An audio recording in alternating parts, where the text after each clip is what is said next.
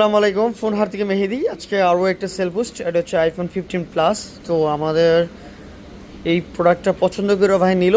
আর এই ভাই হচ্ছে কুমিল্লা থেকে আসছে, আমার এলাকার মানুষ।